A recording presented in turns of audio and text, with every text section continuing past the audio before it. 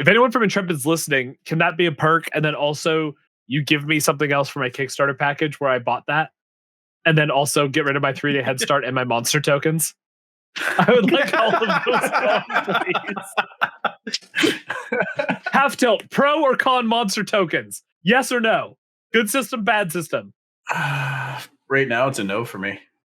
That's an expansion item at the most. It's our DPS meters. DPS meters, no. Just go down the trail. Just a good guy. Honestly, just a good guy. No, I love Half Tilt. That's why I love Half Tilt. He's so smart. All right, Half Tilt. Do you think they can pull off no DPS meters? Oh, absolutely. They just don't put them in. Done. If people want to bitch and moan about it, let them. But I don't think that's going to.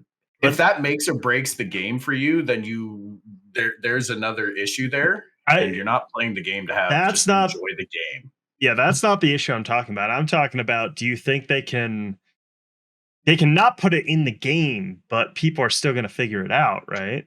Like, if there's combat logs in the game, which you would expect to be a thing, because that's still important information, I think. Yeah, people are going to be able to test it and measure it to some extent. Are they going to be able to take it down to, hey, you're 3 DPS better than so-and-so, so we pick you over them for this raid spot? Probably not. I think a big thing for that DPS meters offer from a more macro standpoint is weeding out like the weakest link in the group, seeing who is not executing mechanics because their damage is so low that they died early. People that are AFK or just not paying attention to things. That's some of the more positive values to me of a DPS meter. So we're going to lose that. But the min-maxing aspect of it, I don't think that's going to be a relevant thing as much as it is in other games. A large part of that, because every server is going to be different. There's such a diversity of gear options, build options, and you're not going to tell everyone to be like, okay, you have to play this one flavor out of 64 flavors. If you don't have the chocolate ice cream out of 64 flavors, you're wrong, and you're not coming to our birthday party. So yeah, so I think you hit it right on the nail there. It's not the DPS meters themselves. I think people are going to be able to figure out DPS meters. They're going to be in the game. That's just the way every other game has done it. There have been like no DPS meters, and then someone comes along and figures out how the API works or figures out how to read a combat log, and some kind of form of DPS meter comes into play. But what I think the key difference there is, first of all, combat is too situational in Ashes of Creation. Like, you can't, like, a DPS meter does not accurately represent what is going on in combat.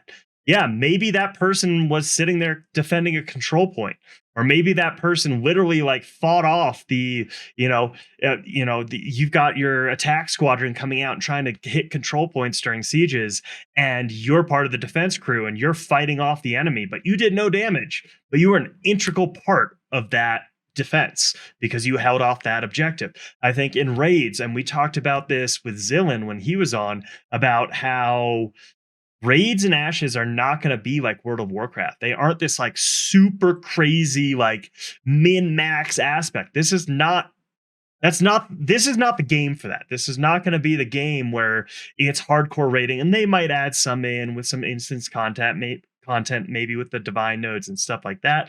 But just the way you're looking at it, raiding with it being open world, and you have to constantly be worried about someone coming in and ganking you while you're clearing this dungeon or raid. This stuff, like, you may have like a squadron sitting out of this raid to, give information and, defend against anyone coming in to fight against you. I think there's just too many situations, too many issues where DPS meters just don't really give you an accurate representation of what's going on. And maybe with a super crazy in-depth meter, you might be able to figure out a little bit more. But unless they give you the entire API, you're never going to develop that DPS meter. And so it's going to become obsolete. That's my opinion.